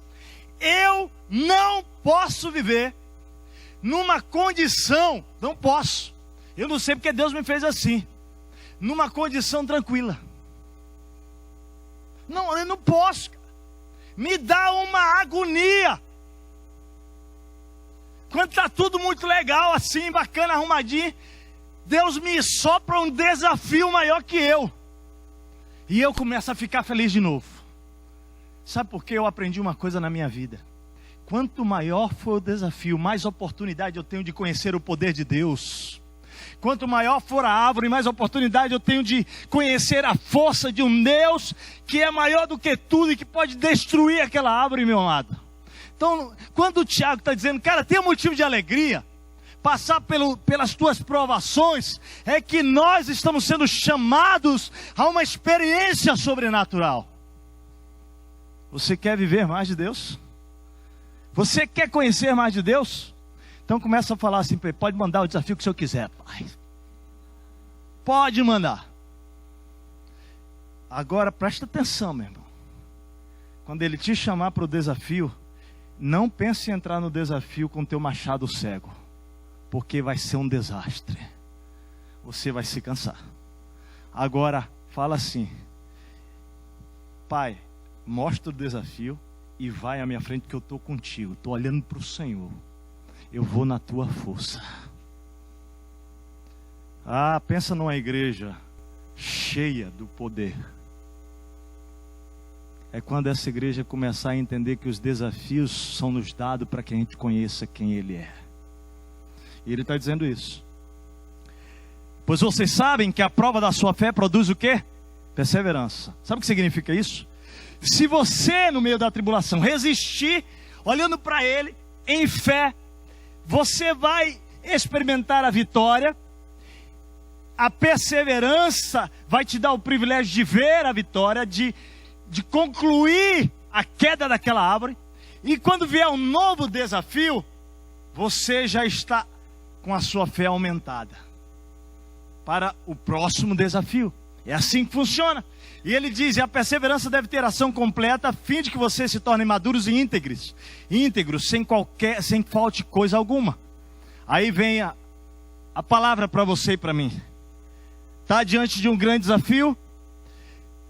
Peça a Deus sabedoria. Esse texto precisa ser lido dentro do contexto. O contexto é, eu estou diante de um grande desafio. E ele fala, se você não tem sabedoria para lidar com essa árvore, você pede a Deus. Agora olha o que ele diz aqui. Peça, porque Ele vai dar livremente a todos. Interessante, o que Deus está dizendo para nós é que não há nenhum de nós aqui que Ele deixou excluído do processo de entregar sabedoria. Ele está dizendo, Ele dá liberalmente, Ele dá com alegria, Ele dá livremente, Ele dá de boa vontade, lhe será concedida. Agora vem um detalhe, peça porém com o que, gente? Com fé. Honestamente, eu já pedi a Deus assim, ó, Deus, eu creio, Deus, aí o texto diz assim, ó, peça com fé, não duvidando, porque o homem que duvida é semelhante às ondas do mar, não é?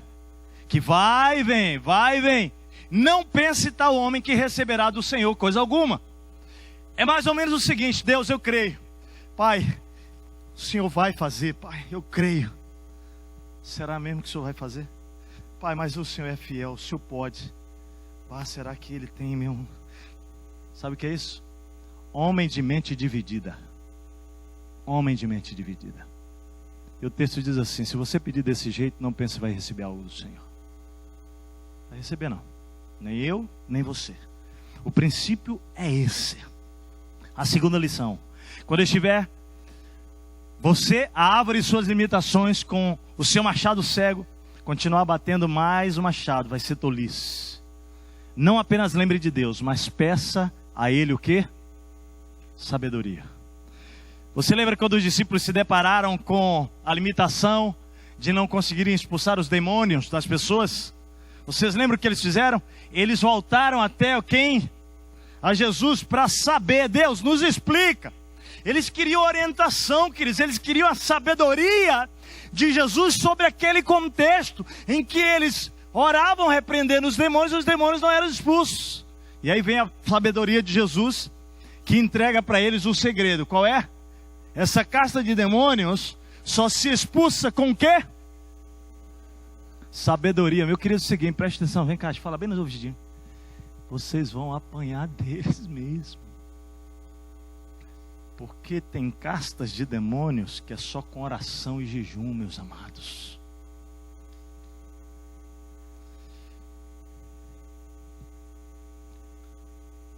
Muitas vezes nós estamos diante desses desafios.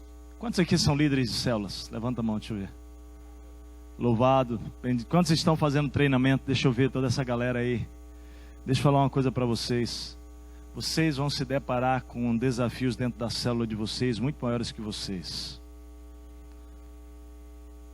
Pense em Deus e pede sabedoria que vocês vão experimentar coisas extraordinárias lá. Discipuladores, você que é empresário, patrão, funcionário, aluno, mãe, pai. Quantas vezes nós nos sentimos sem sabedoria para agir?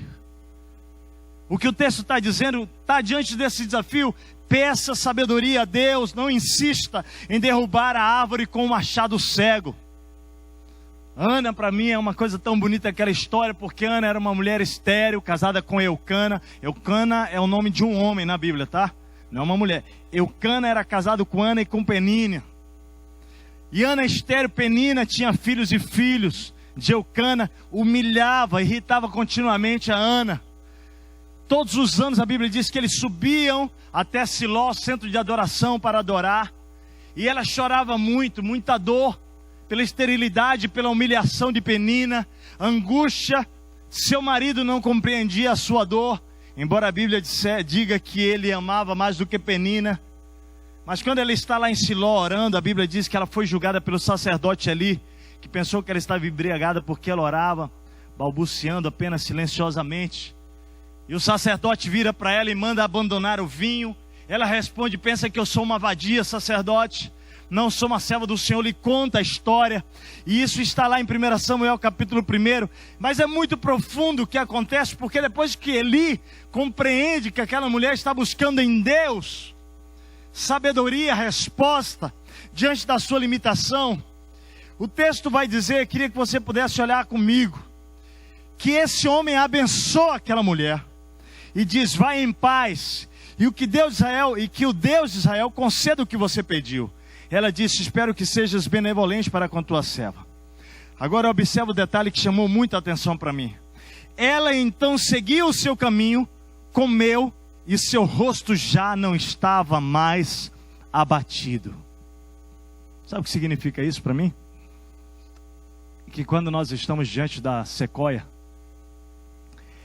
nós vamos até Ele, pedimos a sua intervenção, pedimos a sua sabedoria, e quando nós saímos da presença do Senhor, quando nós fazemos isso de coração, todo abatimento, todo cansaço vai embora antes mesmo do milagre chegar. Sabe qual é a minha oração hoje? É que todo abatimento, todo cansaço hoje vai embora em nome de Jesus. Se você se derramar diante do Senhor como Ana se derramou, no ano seguinte, sabe o que acontece? Ela engravida. Ela passa um tempo para desmamar o bebê e depois ela volta a Siló com Samuel. Ela havia consagrado aquele bebê ao Senhor, ele se torna realmente sacerdote. Conhecemos a história de Samuel, linda história. Eu quero dizer para você o seguinte, amado: na nossa limitação nós chegamos a esse estado de abatimento de alma da Ana, mas clame, peça sabedoria, invoque, creia e espere. Sua angústia, seu abatimento irá embora antes mesmo que a benção chegue. Quando estiver, você abre sua limitação, clame a Deus por sabedoria. Eu contei essa história algumas vezes já, eu queria pedir licença para contar, eu quero fechar com essa história, porque eu fui por muitos anos atleta de karatê, é uma arte marcial que eu apreciava muito. Fui atleta da seleção de Brasília, campeão universitário em Brasília, e eu gostava desse negócio. E essas perninhas aqui, elas eram leves, viu? Voavam assim. Eu estou com 77 quilos, era o peso que eu tinha com 22 anos quando eu praticava karatê. Quer dizer que esse demônio aparecer na minha frente está perdido. Brincadeira, é no nome de Jesus, nome de Jesus. Mas quando eu desci de Brasília para o meu seminário em Curitiba, na segunda vez eu havia vindo, depois voltei de férias, estava voltando de férias de Brasília, peguei uma carona de Brasília para Rio de Janeiro, num avião, num jato, que eu tive que ir todo becado de fatiota, gravata e tal, porque eram oficiais. Chegou no Rio de Janeiro, não consegui trocar a minha roupa, e peguei um ônibus Pluma, sabe? Aquele que tem aquela passagem que parece de avião, grandão assim, sofisticado, botei, vim de Pluma, terno e gravata, desci em Curitiba, 1h30 da madrugada. E eu tinha que seguir um caminho até o lugar onde eu precisava ir, que era mais ou menos 3 quilômetros, noite, madrugada. E eu, sem grana nenhuma, pensa aí num cara duro, seminarista duro. Minha mãezinha está aqui, minha mãezinha querida, amada. E o papai não podiam me ajudar, porque minha irmã estava fazendo seminário em Recife. Era eu, Deus, então era eu em maioria, amém? Fui. Deus tinha mandado largar tudo e vai para Curitiba, fui. E queridos, quando eu cheguei, não tinha grana para pegar, então o táxi eu decidi me mandar a pé. Peguei aquela bolsa, botei aqui e saí a pé. Quando eu estava então caminhando na calçada, depois de ser da rodoviária, os primeiros semestres depois da rodoviária, 2 caras vêm, um abre e o outro vem na minha frente, os 2 me abordam, assalto e abrem a camisa com a arma. Quando abriu a camisa branca, cheia suja de sangue, eu percebi que era coisa séria. E amados, deixa eu dar para você o cenário que eu tinha. As minhas limitações. Eu estava diante de um grande desafio para mim. Eu estava sozinho, era madrugada, não tinha dinheiro nenhum. Eu não tinha para onde fugir. 2 contra 1. O meu recurso eram os meus anos de arte marcial e uns troféus que eu tinha lá em casa em Brasília. Que dizia, esse cara, ele bate bem. Entendeu? Mas amado, do outro lado, eu tinha outro recurso. Que era quem? Meu Senhor. Mas amados, deixa eu dizer para você, imediatamente quando aqueles caras chegaram, eu comecei na minha cabeça a ensaiar tudo o que eu ia fazer. Eu comecei a pensar assim, o que estava mais perto de mim era baixinho. Eu falei assim, cara, esse cara, se ele chegar mais perto um pouquinho, já era. Já era. Sem nenhuma arrogância, eu sabia onde a minha perna podia alcançar. Eu cheguei a treinar por 2 anos, 8 horas por dia para competir na seleção brasileira. Então pense que eu era um cara extremamente autoconfiante. Amados, quando eu vi o cenário armado, eu comecei a pensar, cara, vai ser assim, vai ser assim, vai ser... Meu amado, e uma voz que foi a voz do Espírito, falou comigo. Você lembra daquela oração?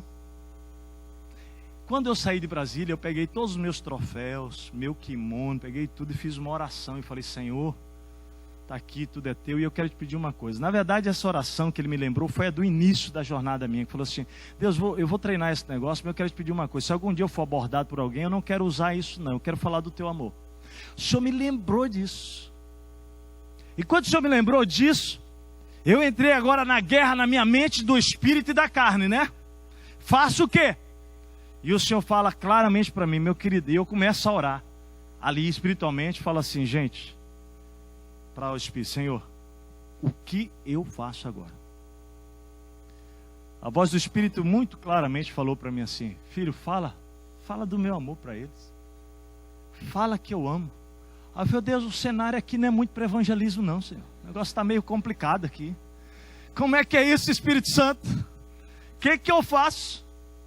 E o Espírito fala do meu amor para eles. Fala que eu os amo. Meu amado, eu entendi o Espírito. E eu falei, vocês podem levar tudo. Deixa eu falar quem eu sou, por favor, só um pouquinho. Fala. Cara, só uma coisa que eu quero falar. Fala, cara, vamos lá, meu. Falei, posso baixar a bolsa? Pode, baixei a bolsa. Falei, cara, é o seguinte. Eu sou um seminarista, estou estudando para ser pastor. Eu quero dizer, Deus te ama, cara. Ele está me mandando dizer para você que Ele ama você. Que Ele tem um plano para a tua vida também. O cara, ô meu, tu é crente, cara? Tu é crente, meu? Eu falei, cara, eu sou discípulo de Jesus, sim. Eu falei, pois é, mano, minha mãe é crente, olha por mim, tem tempo. Lá na cidade eu fui lá na igreja lá, que você devia ir também. Mas matei um cara lá, tive que fugir, não sei o que. Eu tô mal, mano, tô não sei o que. E o cara começou a se abrir para mim. Aí, então fala, cara. E ele começou a falar, e eu tô aconselhando o cara lá no meio daquele negócio todo. E o cara fala. Então, mano, não sei o que. Eu falei, cara, mas Deus te ama, cara. Você não precisa fazer o que vocês estão fazendo. Deus tem uma outra história, cara. Pode ser diferente. E, queridos, eu não sei, eu não me lembro mais tudo que eu falei. Só que eu abri a boca e deixei o Espírito falar. Sabe o que aconteceu? Eles viraram para mim, esse cara falou o seguinte, ô mano, você está indo para onde? Eu falei, cara, eu estou indo lá para cima, lá, vou pegar o ônibus no Cefete para ir lá para não sei onde. Ele falou, mano, tu viu aí que está muito perigoso hoje à noite, né? Então eu vou te levar até lá, vamos lá. Ô meu, baixa a arma aí, cara. Aí o outro cara baixa a arma. Aí ele fala para mim assim, cara, nós vamos te levar lá. Aí eu falei, vocês vão me levar lá? Aham, beleza. Aí eu falei, não, vamos. Cara, os caras foram até lá comigo. Quando chegou lá, ele olhou, aí a gente foi conversando no caminho, quando chegou lá, né? Aí eu falei, aí, mano, é aqui mesmo, aí, bro, é isso aqui, cara, aí, obrigado, tal. Aí ele falou, valeu então. Não, pera aí, quero orar com vocês. Eu falei, cara, eu quero abençoar a vida de vocês hoje. Você sabe o que a gente experimenta quando a gente está diante da sequoia e não sabe o que fazer? A gente pode usar o recurso que a gente tem. Eu fico pensando que se eu tivesse usado aquele meu karatezinho, talvez eu não estivesse hoje aqui contando essa história. Mas Deus era o meu maior recurso. E quando eu clamei, Senhor, o que eu faço? Me dá sabedoria. E Ele falou, fala de mim, meu querido. Fala. Basta você obedecer e Deus transforma bandidos em anjos na sua vida. Isso é o que Deus faz quando a gente clama por sabedoria e obedece. Eu falei, vamos orar aqui. Os caras vieram, impus as mãos neles, olhos bem abertos. Orei, abençoei a vida deles, foram embora. E Deus estava me ensinando que quando eu estou diante de um grande desafio, você vai olhar para os seus recursos, para o seu machado. Mas, meu amado, peça para Ele sabedoria. Deus tem as estratégias mais malucas, sim ou não? Mais absurdas.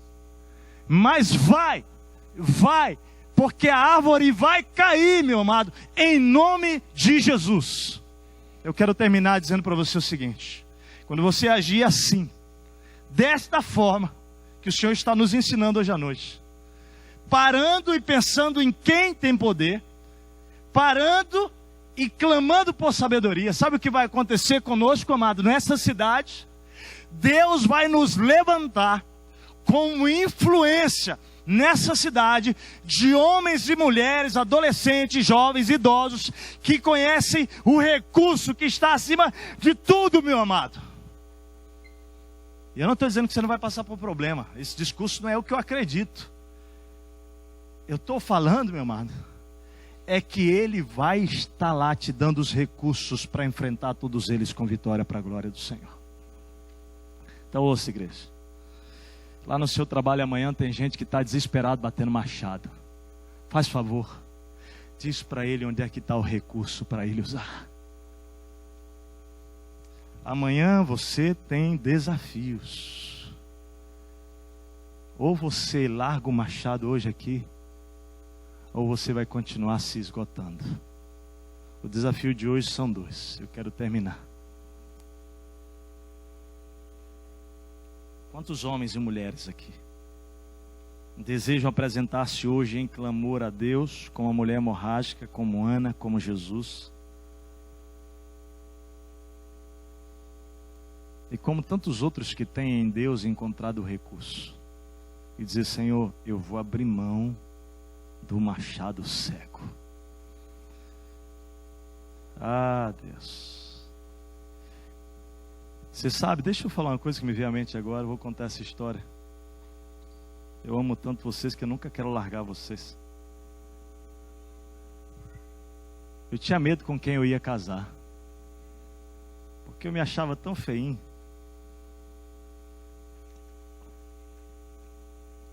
Tinha meus complexos lá. Você não tem noção quantos complexos Deus me curou. Eu não conseguia falar para 6 pessoas, porque eu gaguejava e começava a tremular a voz. Deus vem fazendo milagres na minha história. E um deles realmente foi porque eu dizia, Deus, eu não sei quem eu vou casar. Eu tenho medo de casar com uma mulher que eu não gosto dela, que eu acho feia, que eu não tenho atração. E vamos aqui, sem ser espiritual demais. Eu queria casar com uma mulher que eu olhasse e eu me atraísse por ela fisicamente. Só que também não bastava só isso, eu dizia que ela tivesse um coração em ti mais do que tudo, que a beleza interior dela seja maior do que a externa. Pô, mas tu é muito complicado, Tess. Mas eu falei isso para Deus. Mas pensa num cara que usou todos os recursos possíveis para conquistar uma mulher bonita. E eu nunca consegui. Mas um dia eu estava no meu quarto chorando, com 24 anos, meio que desacreditado, Samuel. Falei, eu vou ser daqueles cabras, viu? Rapaz, se sobrar uma no mundo vai ser minha. E eu fiz uma oração para o Senhor naquele quarto. Eu disse para Ele, Senhor, eu estou usando essa estratégia. Eu falava com voz diferente, eu botava roupa diferente, eu fazia de conta que eu era um cara que eu não era. Rapaz, eu era uma mentira ambulante. Tudo para conquistar alguém que Deus já tinha guardado para mim. E um dia, naquele quarto, eu pedi perdão a Deus por isso. E Ele disse só uma coisa para mim. Quando você parar de querer ser o que você não é, eu vou te entregar o teu presente. E você nem imagina o que eu quero te dar. Aquele dia eu morri. Era como se fosse a última área naquele tempo da minha vida que eu tivesse coragem assim de entregar para Ele. Sabe, solteiros e solteiras aqui, às vezes Deus não entregou porque você quer de um jeito, ou você confia que Ele vai fazer. Descansa que Ele vai fazer. 2 meses depois, me entra uma loira, de mãos dadas com um cara, um seminário. Eu era terceiranista e ela era caloura. Quando eu olhei para ela, essa minha amada esposa. Levanta, Martinha, por favor. Levanta, Martinha, por favor, levanta. Olha para mim. Olha para o povo lá, por favor. Eu sei que a Martinha parece que tem uns 25, mas ela já está com 37, tá? Eu tenho que falar porque fica mal, eu estou 43, ela sempre com essa carinha de menina. Mas quando ela entrou de mãos dadas com o cara, eu olhei para ela e Deus falou ao meu coração: ela é o meu presente para você. Eu entrei numa crise, que ela estava de mão dada com o cara. Falei, não, peraí, Deus, o senhor está confusão espiritual esse negócio. No dia seguinte, o cara que estava de mão dada com ela, que era irmão dela, veio até mim e falou: deixa eu te apresentar minha irmã. Nem imaginar. Deixa eu falar, Martinha, eu não quero jamais, eu não tenho que levantar a Marta em nome de Jesus. Ela é uma serva do Senhor Jesus. Obrigado, querida. Quem perdeu um celular, depois nos procura. Samsung. Não tenho nenhuma necessidade. Ela é uma serva, só serva do Senhor. Mas o que eu tinha pedido para Deus, Deus fez. Ela tinha uma sabedoria do Espírito quando eu a conheci com 19 anos. E eu falei assim, meu Deus do céu. 18 anos ela tinha. Meu Deus do céu. E Deus, o Senhor está me dando isso. Uma mulher de Deus.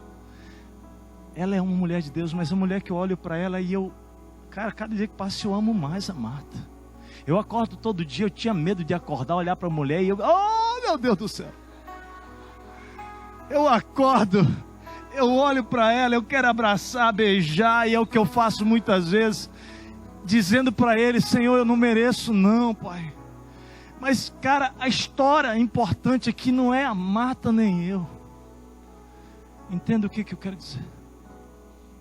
Eu tinha minhas limitações, tentando resolver com o meu machado.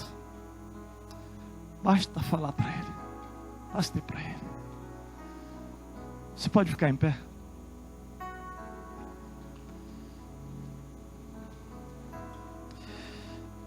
Eu sou o tipo de homem que anda nessa terra, sabe como? Declarando uma coisa. Talvez esse seja o slogan da minha vida. Tudo na minha vida é milagre. E eu quero que continue a ser. Eu sei quem eu sou. E eu prefiro que a minha vida seja um milagre do que algum dia pensar que tem alguma coisa a ver comigo. Eu quero saber nessa noite quantas pessoas aqui querem entregar a vida a esse Jesus. Fazer dele o Senhor da sua vida. Levanta a sua mão aí. Levanta, bem alto. Muita gente. Eu quero orar com você. Sai do seu lugar. Vem cá, vamos celebrar a Deus. Vidas e vidas aqui. Vem aqui, pode vir. Por favor, eu quero orar aqui com você. Queremos orar. Pode sair do seu lugar. Sem nenhuma vergonha. Vem, gente. Vem. Muita gente aqui. Isso, sai aí. Pode vir, vem. Louvado seja. Vem, gente. Gente, muita gente aqui. Nós queremos louvar a Deus. Você que hoje quer fazer uma aliança com Jesus. Deus te abençoe, Evandro. Querida, Deus abençoe você. Chega perto da pessoa que levantou a mão e vem com ela, ajuda.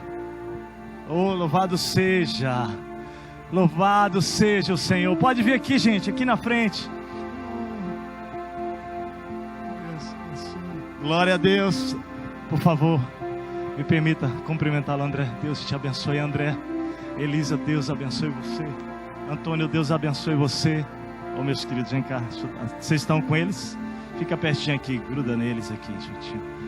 Você, como é o seu nome? Aline. Tu já está caminhando com Jesus, né? Glória a Deus. Louvado seja o Senhor. Que lindo. Há mais pessoas hoje à noite que querem tomar uma decisão com Jesus Cristo aqui. E querem dizer, Senhor Jesus, eu quero que o Senhor seja o meu Senhor. Meu segundo desafio, se você quer isso, vem aqui à frente. Meu segundo desafio hoje à noite é para a igreja. Sabe qual é o desafio? É que você deixe hoje aqui o seu machado cego e saia daqui para usar o recurso maior que está à sua disposição, o Senhor Jesus. Se você quer isso, à medida que nós vamos cantar essa música, você, querido, vem aqui humildemente dizer, Senhor, eu estou deixando meu machado aqui. Eu estou batendo. Eu me arrependo, Senhor. E eu não quero mais. Eu quero entregar hoje esse machado.